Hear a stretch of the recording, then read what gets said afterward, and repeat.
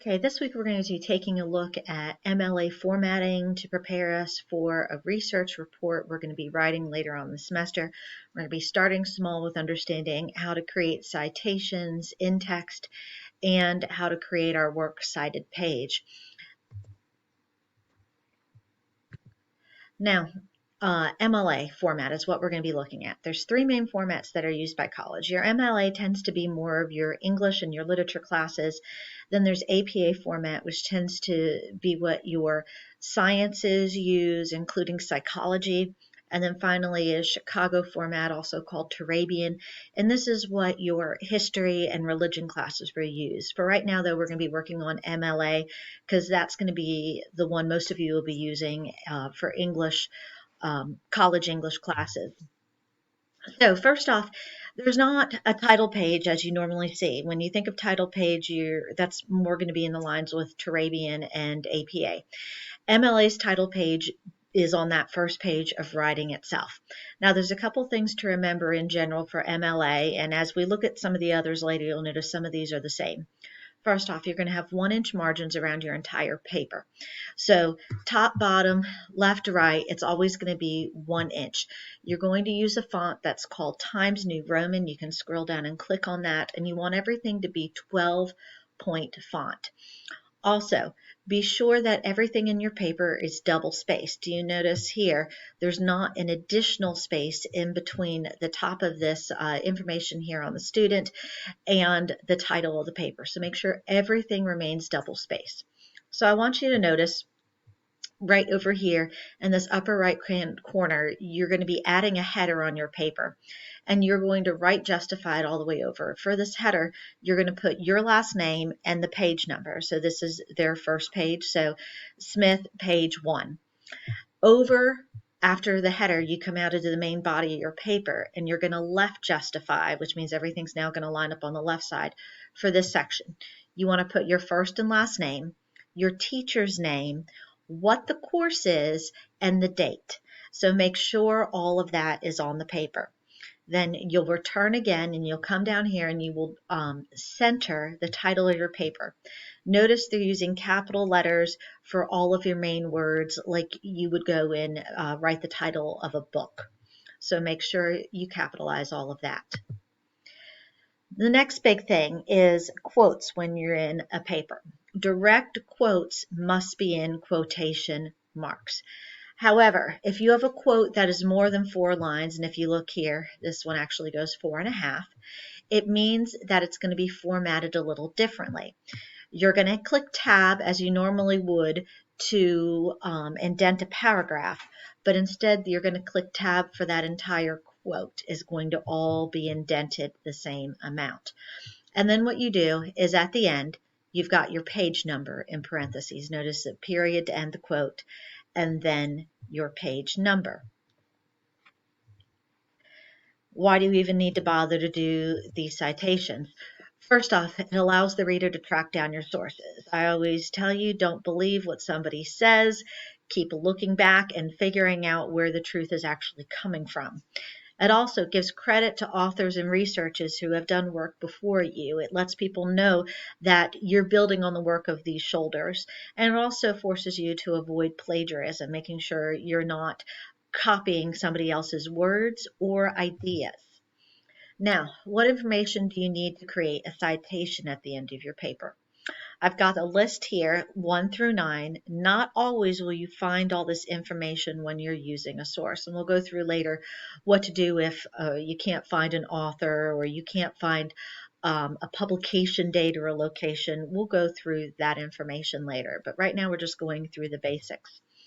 So you want to include your author, and almost all books and journals are going to have authors. Some of the information you might find on the web may not have an author, and we'll look at what to do with that. Next, you're going to need the title of your source and the title of the container. In other words, is this part of a larger work? What other contributors are there? For example, if there's an editor, or in the case of the book we're using, All Quiet on the Western Front, there's a translator. That information needs to be there. What version we're talking about. Sometimes there's multiple versions of the same book. If it's a journal, you're going to need the number of the journal and the publisher. for books and journals, publication dates, and locations. And in the case of URLs for websites, that will also be needed. So when you're using these sources, these go in a specific order. And I want you to notice your author's always first. And it's going to go last name, first name for your first author. And after the author, you're going to have a period. You're going to have a title of your source. If they're books, they're going to be italicized. If it's journals or shorter works, they're going to be in parentheses. And we have a period. After the title of the container comes a comma, other contributors, comma, version number, comma, publisher, comma, publication date is a comma. But notice after your location, you're going to have a period. So be sure you can use this as a guide, and it lists the order and shows you what end punctuation you need behind each piece of information. So let's say we're citing a book. Easiest example, we've got one author. Notice last name, first name, period. Then we've got the title of the book, and notice it's italicized, Never Let Me Go. Our publisher is Vintage Books. We've got our date, March 20th, 2006, and here they're only using pages 60 to 70, so they make note of that. If you're using the entire book, as you will be with All Quiet on the Western Front, you do not need to include page numbers in your citation because the entire book is what you're using. If you have two authors, it changes just slightly. Your alphabetical order on the author's names. So you have Degelin, comma, Julie, and we write out and, not an ampersand. And then the second author is listed traditionally as we would say it, first name, last name. And then you again have the title, Great Jobs for History Majors. Notice that's italicized with the period. Here we've got our publisher. And this time we don't have a month, we only have a year, and that's fine. And again, they're just using one page of that.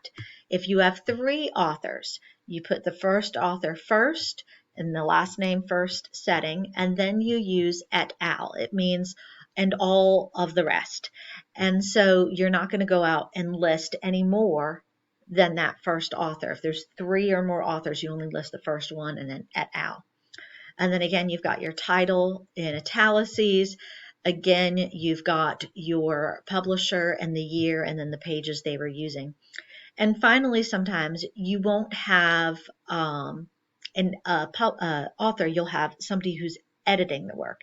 In this case, you're going to do it the same way as you would for two authors to start out. Last name, first name, and then you'll switch and do first name, last name. And this time you're going to let us know that they're editors. So you're going to do a comma, editors. And notice this is a shorter work within a larger work. It's child care workers. And so what they do is they put it in parentheses.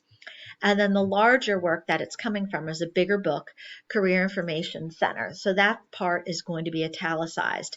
And notice on this one, they have that this is the 10th edition and the 10th volume. So that's also included. So we know this is coming from a different type of work. Then a lot of you are going to be using websites, and that's fine. That's the way research is going. So let's say you were looking up librarians on Bureau of Statistics website, and on that one you will not find an author. You're going to find a title of a subsection, in this case librarians, and the bigger work is Occupational Outlook Handbook. And this was published by the Bureau of Labor Statistics, and it gives the date. And then notice that they are then giving the URL so that you can actually go click it, look at it. And then this is important here, accessed 2nd December 2016. This is important simply because sometimes websites can change, and so you want to let your reader know when you access this website, this is the information that was concluded. Because if I went to this information about librarians today, it's going to be a lot different now in 2021 than it was in 2016. So you want to let your readers know that you gathered your information at this point in time. Next, sometimes you'll have scholarly articles from like an ERIC database. And when you do that, you will get this massive URL, and you can shorten them. Oftentimes when you create the link, it'll automatically do it for you. But if for some reason it doesn't, it is okay to have a massively long link in there.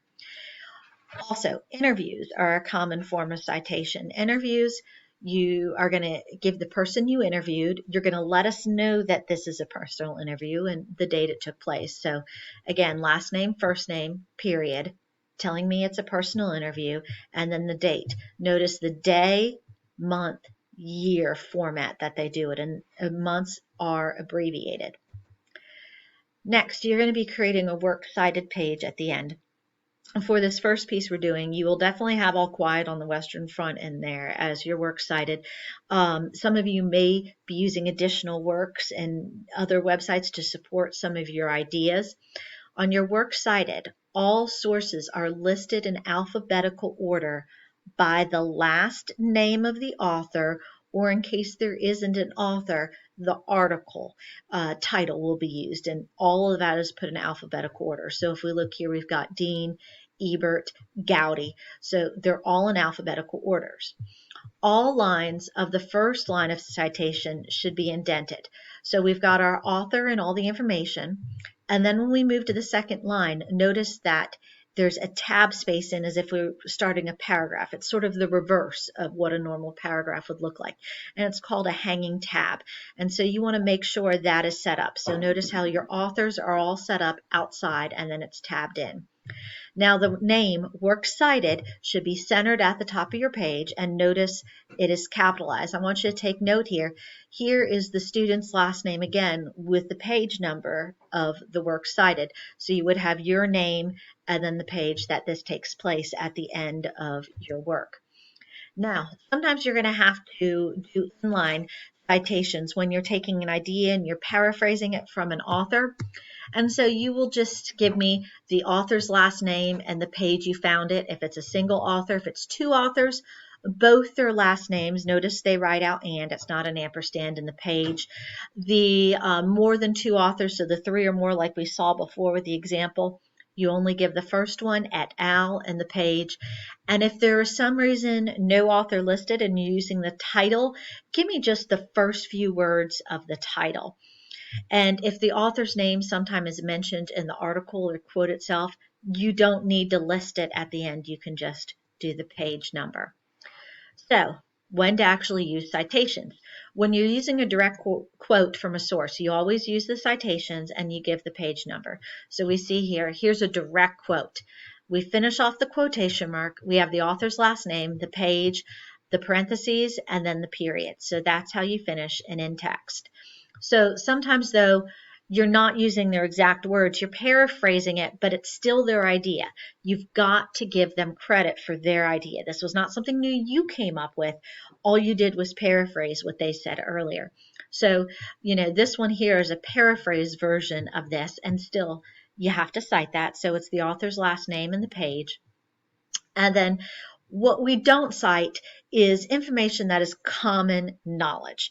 And sometimes I know common knowledge for you may not be common knowledge for everyone else, but we're just trying to think generally here. So the great example here, most teachers work from September to June.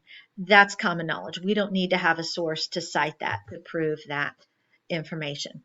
So what you're going to be doing right now, since you finished this lecture video, you're going to be practicing correctly citing your novel, All Quiet on the Western Front, and setting up that initial first page of your paper where you've got your last name in the page in the upper right, and then your name, the teacher's name, the class, and the date on the left, and your title centered in the middle, or title centered with the capital cases. So that is going to be your assignment. It's on the Google Sheet that is attached to this lecture. When you go back into Google Classroom, you can click on that, and so you will submit that, and all the directions are also on that page. If you need to come back here to rewatch a portion of it, or you need to stop it, feel free, and good luck, and I look forward to seeing your attempts at this.